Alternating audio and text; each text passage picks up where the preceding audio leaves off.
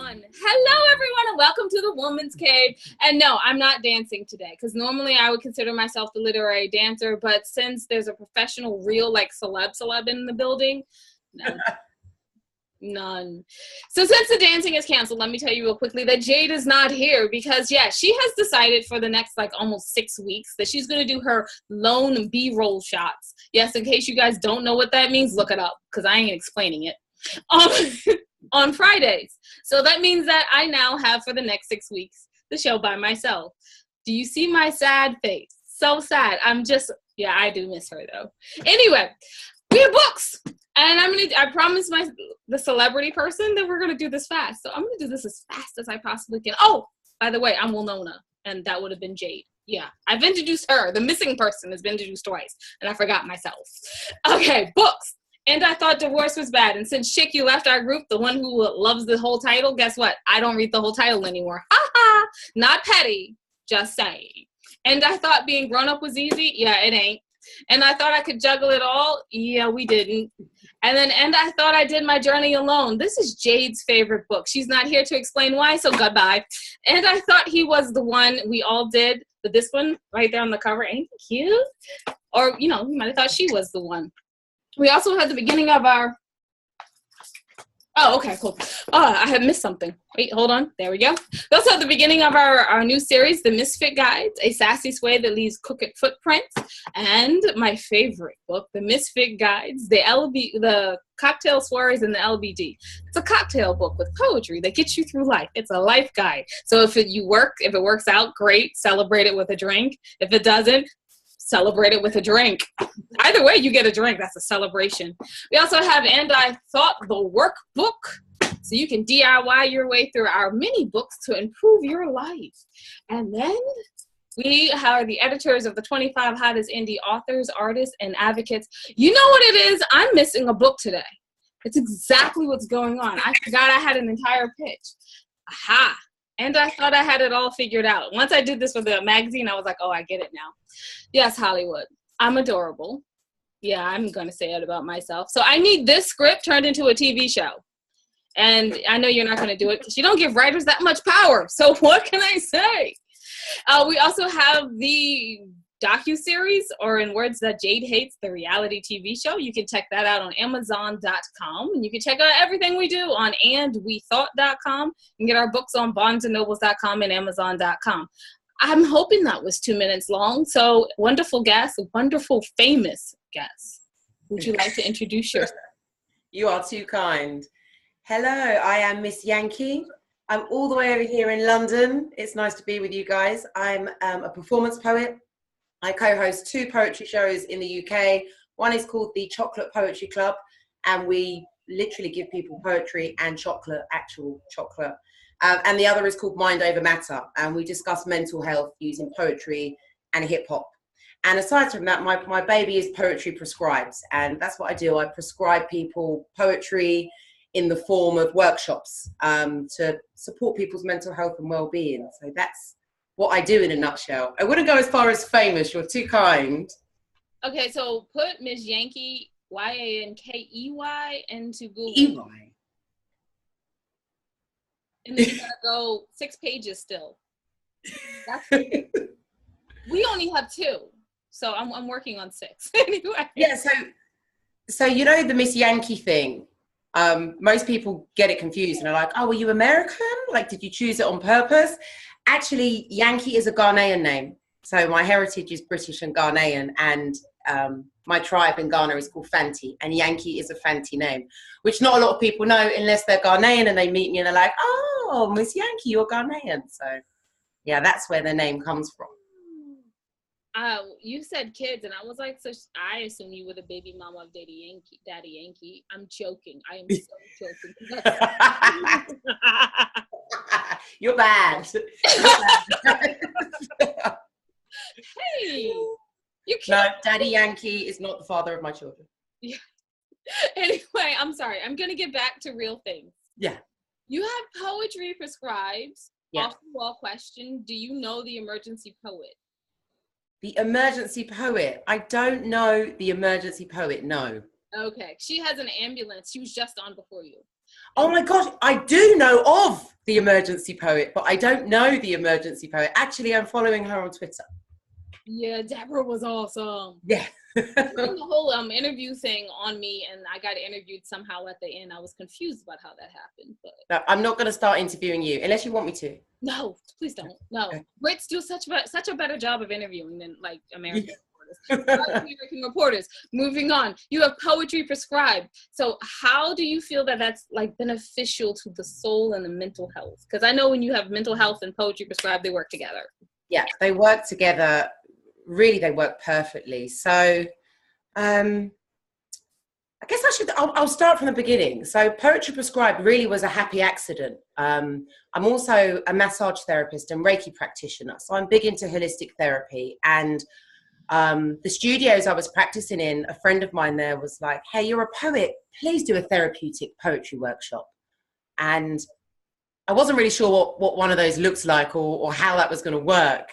But I said yes because I'm a yes person, and we did it. So essentially, we got a group of people together and picked a topic and used poetry as a catalyst for conversation. And most of the workshop was us talking about mental health, particularly using the poems of people and their own personal experiences. And what I found in doing that was that the people around the table just felt free to open up and to share and be honest about their own experiences, their own perspectives. Just that part of the process in the workshop in itself, being able to talk honestly about your experiences with no judgment, with people actually listening to you, validating you, showing empathy, showing understanding. That side alone is so beneficial for our mental health, to be heard. So I knew at that point, okay, I'm onto a winner here. This is working. And then what would happen was we'd have all of these conversations that often get quite personal, and we'd create together. Now, most of the people that come to my workshops aren't writers. They're not poets. They're not writers. Many people have never written before in their lives. But what was happening was I provide templates for people to write, and I'd give people 10 or 15 minutes. Say, I don't want you to think about it. I just want you to write down what you're feeling right now. And the most amazing, poignant, beautiful poetry just started leaving people that didn't think they were capable. And I think the feeling of what's the word I'm looking for? There's something quite gratifying about going into a process where you think, I'm not good at this and I can't do this, and actually creating something. So yeah, we're helping people by making them feel like their opinion is worthy. Poetry helps people to understand each other. It promotes empathy. It alleviates depression. It alleviates stress. It makes people feel good. It makes people feel happy. Even if they're not before they start, there's something really cathartic about it. So that's how. And there's much more. If you find us on Facebook, everything's poetry prescribed on all social media. We have a Facebook group, and in the group I share loads of articles and information and research papers and all sorts that really goes into the science behind poetry and the effect on the brain and mental health. I was gonna ask something completely different, but no, go for it. I have to make a quick statement. Okay. Product placement. Now statement. I need one of those. Oh, there's a recipe. A poetry prescribed mug, shouldn't I? You should. Oh, it would be so cute. Oh, no. You should get the poetry prescribed, like, and then have little medicine bottles, and then you have that. That would work well. In them, or I don't know. Maybe I don't know what you put in. I don't know. Maybe erasers. Put erasers. Yeah, because look, if you're writing poetry, then you can erase it and. Yeah, that's true. But then everyone would have to write in pencil. And I have this thing that everyone writes in green pen because I just love the color green. Yeah.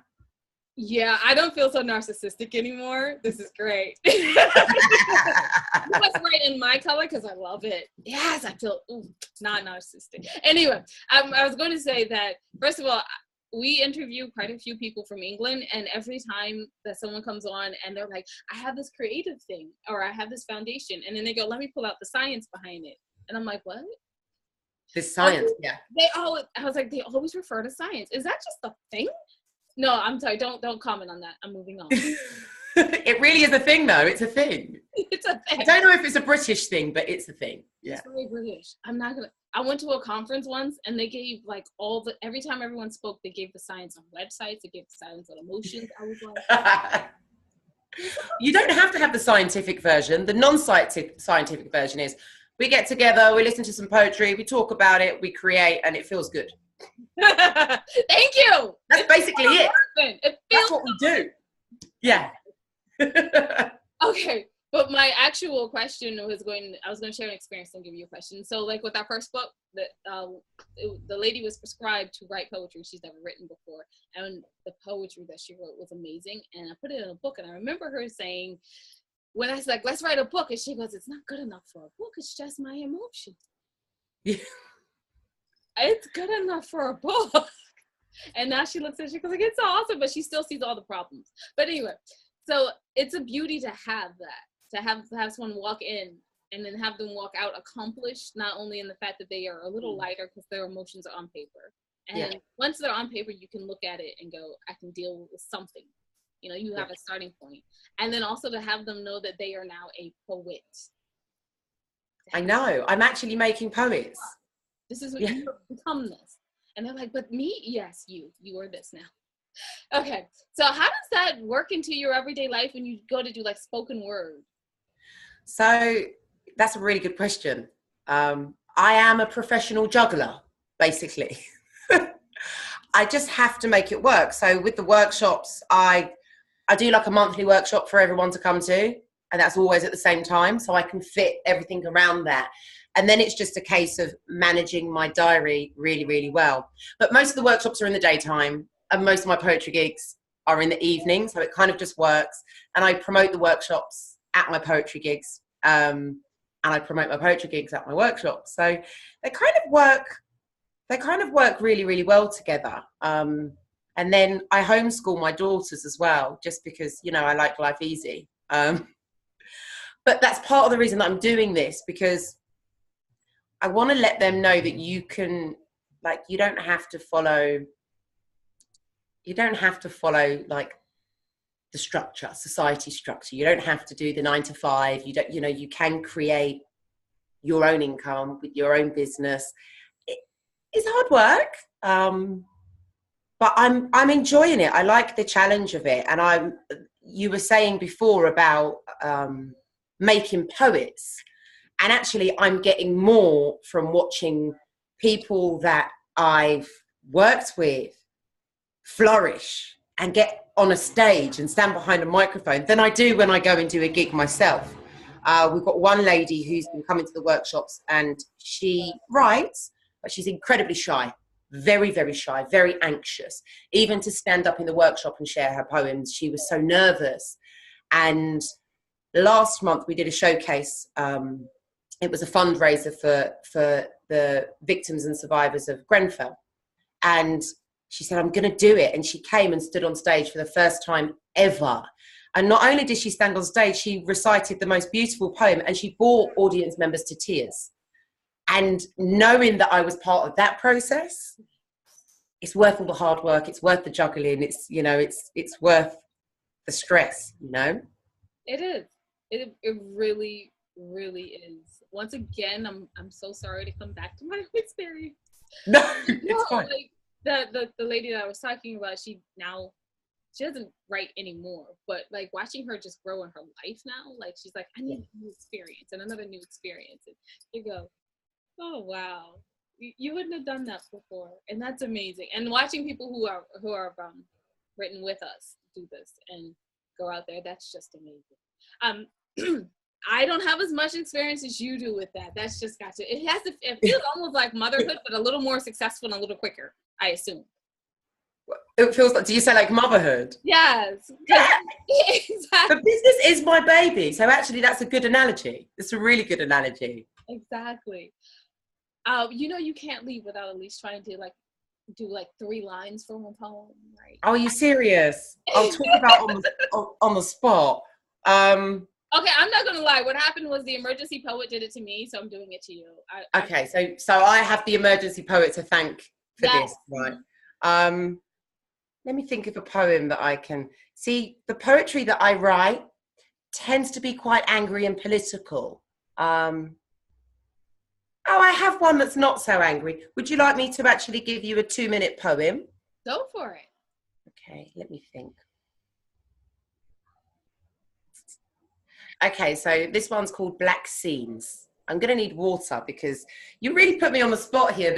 I didn't sign up for this. Okay, fine. Don't skip over it. Don't worry.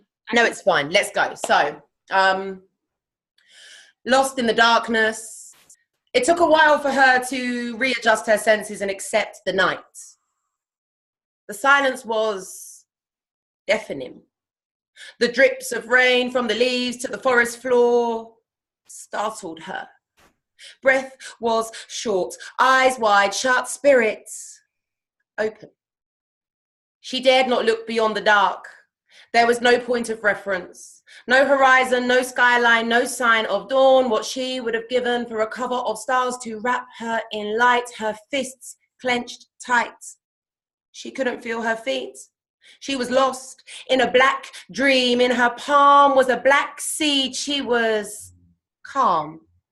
As she opened her palm and dropped it to the earth, a diamond in the dirt, it shot to shoot, quickly grew to be the tallest in the black woods. There now stood a black tree upon a black canvas. Black blood, black sap, black bark, black shadows of its big black leaves danced angrily against the wind. Black stars burnt brightly, fiercely, deep into the black night. A black spider spirit spun black silk webs, black birds in black nests sung black harmonies alongside a black knight who played black melodies upon black keys made from black wood chopped from black trees. Black flowers, black pollen, black berries, black bees, black hive, black honey, black queen, black money. Black money plucked from black tree, black leaves, with black leaves. Black is the new black. Black is all she can see. Beautiful black, black is all she can see. Black is the sun. Black is the light. Black is the air. Black is the life. Black is the force. Black is the sky. Black is the fire. Black is bright. Black is the moon. Black is the rain. Black is the sky. Black is the land. Black is the sand, and black is the sea. Black is all that she can see. Thank you. You've got a whole poem. Oh. You can't ask me to do 3 lines. Oh yeah, I have a 3-line poem just for that. Oh, people are like, right, poem. Okay, yeah. Okay. So that poem comes from, so I have my first book ready and it's in 3 volumes. And the first volume is called Black Spider Spirit. And it's a celebration of melanated people. It's a celebration of black, feminine, creative energy. And I'm working with an amazing illustrator from Berlin called Frank, who is just incredible. You'll see some stuff on my Instagram, and that's going to come out later this year, but it's going to combine poetry and art. Yeah, so you can find out more about that on my Instagram.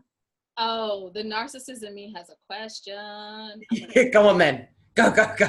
All right. The question. Are you going to put me on the spot again? Yes, that's why I wanted to skip it. I only do this. Okay, don't skip it. Let's just rip the plaster off. Let's go. May we have the pleasure of having one of your poems from one of your books in our literary magazine? In what? In your magazine? Our debut one. Yes, we can do that. Okay. See, it was mean to put you. Yeah. You have to say yes. I have to say yes. We're recording. Yes, that's fine. We can do that. Definitely. Now, my last question, next to the last question, has 2 parts. So the first part is someone recently was like, "Oh, you do spoken word. So you must write that angry poetry." So I would love you to talk about that. You know, angry woman poetry, I believe. I should have done my poem "Fuck Your Feelings" instead, shouldn't I? How do you like that one? Yes. How do you feel about that? That's my first one. And then my second one has absolutely nothing to do with the first one.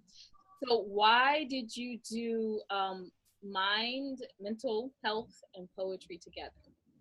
Why did I? Sorry, I didn't hear you properly. You do mental health and poetry. You do those together. So you have mind over matter for mental health and poetry. Why did you start that? What do you plan to do? What do you plan to accomplish? What is your goals? And then the first with mind over matter? Angry. The first question was about being angry. And right, okay. Let's go back to, so what's the question? Why write angry poetry?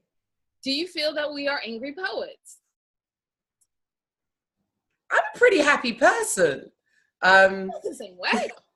Do you know what it is? People do say to me, like, don't you ever write happy stuff? And I'm like, it's all happy because I start feeling really pissed off and then I write it and I feel great. And isn't it a much better place to channel your anger than getting into a pointless feud on Facebook or, you know, getting into a fight with somebody? It's a healthy way of channeling your anger. And also, it's okay to be angry sometimes. Like, if I was in the States right now, I'd be very angry, you know. We have a visitor over here that's making British people very angry right now. Yeah, like it's healthy. And reciting an angry poem or writing an angry poem doesn't mean you're an angry person. Like, poets don't walk around all the time with furrowed brows, deep in thought, you know, considering their next angry poem. We get pissed off, we write a poem, we feel better, we tell the world about it. They get to experience and let go of a bit of anger, and it's a good thing, I think, anyway. I think so. Does this mean your poetry is angry? The lady assumed it was, and then but it's not. Why don't I like read it to you? And she was like, oh my goodness, as a single mom, this touches my heart. And I was like, no duh, because I don't write angry poetry. Yeah. I do, but I also write stuff about nature and stuff about family. And okay, my love poetry is probably kind of angry, but it's not all angry poetry, but it's necessary. So not everyone wants to watch the news. Not everyone wants to read about stuff, and it's a really good way of getting a message across. And if people don't like angry poetry, then exactly not listen. I think first of all, I think it's really great to have someone said poetry is the conscience of a society. So then a conscience is letting you know when something is wrong, and then a conscience lets you know when something is deeply wrong with the use of guilt. So, yeah, if we are the conscience of a society, I would be what you would consider that little, maybe this isn't a good idea. That's that would be my level of my. That's your stance. Yes. And yours is, hey, by the way, you might want to feel guilty about that. Basically. Yeah. You don't have to feel guilty, but I'm going to tell you about yourself anyway. Exactly. Just think. Yeah, I think it's necessary. And actually, I don't know even if that is my stance. Mine is kind of like the angry poem that I've got that I won't do now, but you can find online, which is called, will you beep this out or is it live? It's live and it's recorded. No one's here for the live one, so don't even worry about it. So the angry poem is called Fuck Your Feelings. And although it's an angry poem, it's not really, it's an expression of things that I feel. And sometimes I think I don't write poetry to worry about how someone else is going to feel about it. If someone has a reaction or a response to it, great. If they don't, then they don't. Fuck your feelings. Like, it's not really about you. I write this for me. And if you happen to get something from it, great. And if you don't, sorry. But I don't know. No, it works. That's what poetry does. Yeah. We've said on interviews before that the reason that we write about emotional abuse in our first book, because, you know, everyone knows about physical abuse, that's wrong. With sexual abuse, that's obviously wrong. And I was like, we're both, there's emotional abuse people. Can we work with this? What's that first book called? Huh? What's that called? The first book? I need to get this. I need to get a copy. It's And I Thought Divorce Was Bad.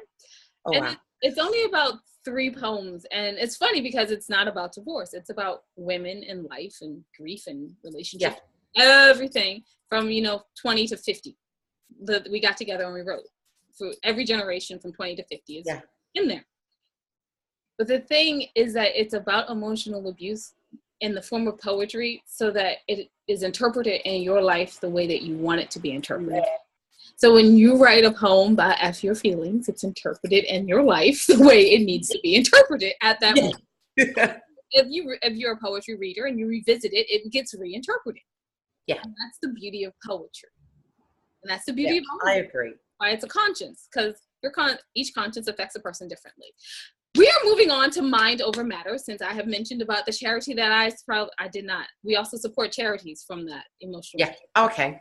Now, tell us about your mental health. There's my segue, y'all. That was horrible. So hold on, you want to know about my mental health, or you want to know about Mind Over Matter?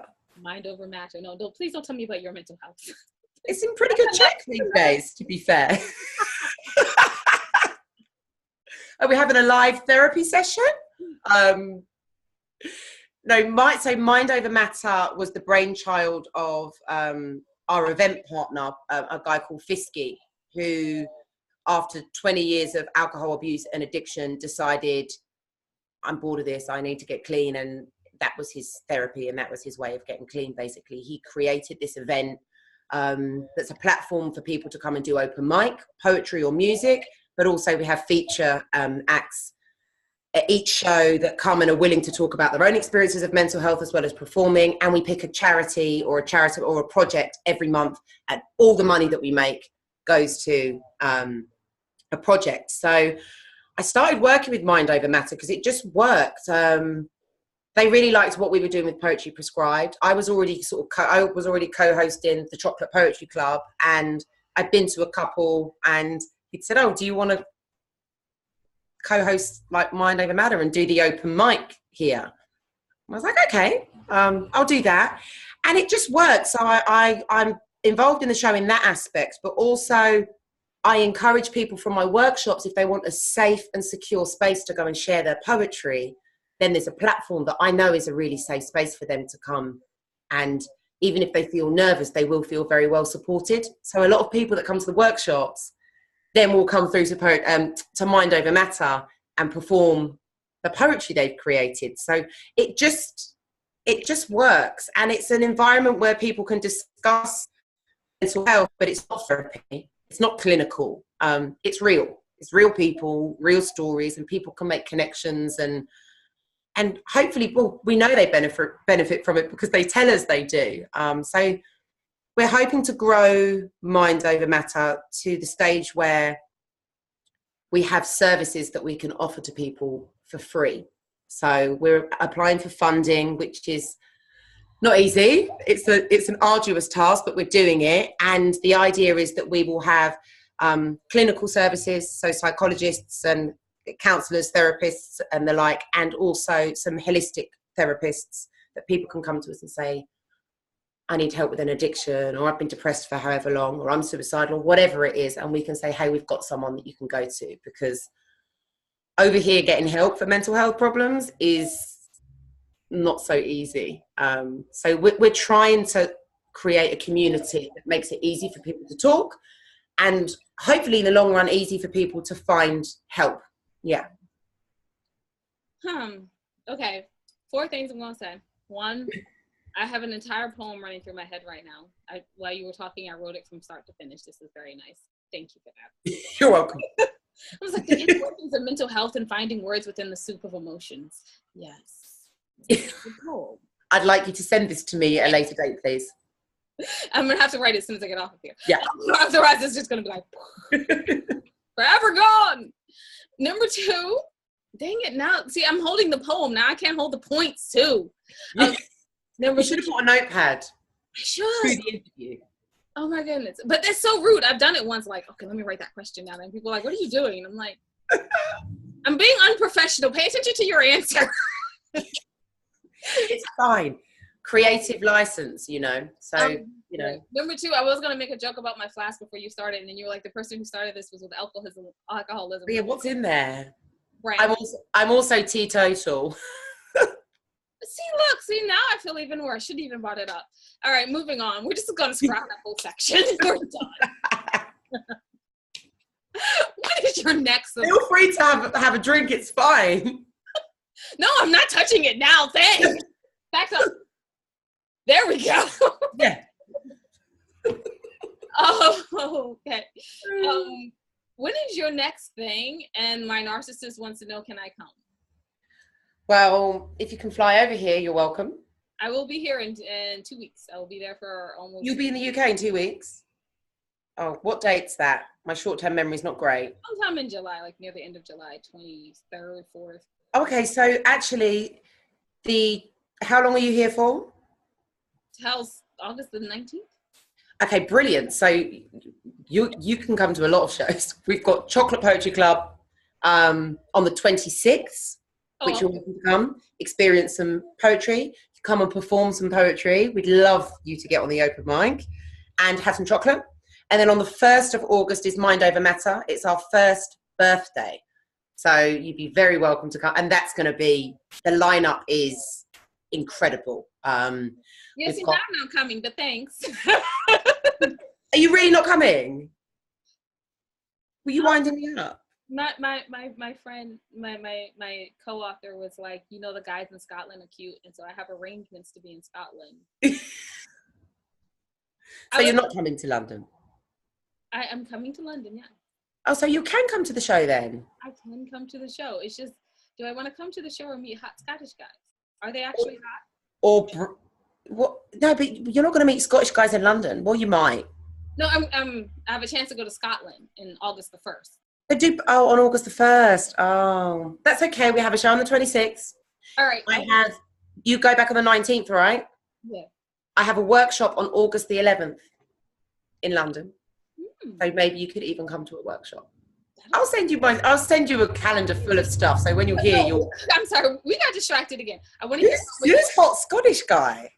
I don't know. Jade had to fly into Edinburgh, and then my other co-author flew into Glasgow, and they spent time there last year after we were in Greece, and we went to Rhodes and Santorini and Mykonos. Nice. Just to do some partying. It was a fun time. Yeah. And so we digress. Yeah. But you can watch that all on like our TV show. But anyway, moving on. So they were there and they were like, they were so gorgeous. And Kay was like, I'm getting a Scottish husband. And I was like, okay. So I'm going to have to go see these people if they're this gorgeous. So we're going. So you're going to Scotland. But what if you meet somebody in London before the 1st? I'm sorry. No. Not likely. Our third time there in 18 months. It's our third time in London in 18 months. You've been hanging around in the wrong places. You need to come and link Miss Yankey. We'll go out. Okay, yeah, I'm coming on the 26th. Yeah. Yeah. We'll talk. We'll organize something. Don't worry. Yes. This is great. I can meet my producer friend and see you. Oh, yes. Yeah, this would be good. Yeah. All right. So I'm going to do this whole thing where I wrap up semi-non-professionally since I, lost my profession somewhere in the middle of this interview. Anyway. It's my fault. People just feel at ease with me. Now we know all about your love life, your plans for Scotland, your future marriage maybe. Wedding. I'm going to a future wedding. I'm going to get a husband in Scotland. We'll see. Okay. Sounds a bit more my speed. Okay, so you've got our books, and then you can find everything that the ladies are doing at andwethought.com. Go to the ladies tab, go down to the middle of the page, and please, you guys, support the 3 charities that we proudly support. And yes, since I have someone from the UK, I'm going to be like, especially the one from the UK, which is Against Child Abuse, Enough Abuse UK. Also, remember that we have coming up the Thoughtful Book Festival and the Literary Magazine, and please come party with us in Vegas, and we'll call it a writer's retreat. It literally is a writer's retreat, but it's in Vegas, so let's party too. Please join us for any of these things, and remember that wisdom is all around you if you're open to finding it and accepting it. So peace and love, you guys, from Wilnona and her horrible manicure and the missing Jade. Bye-bye.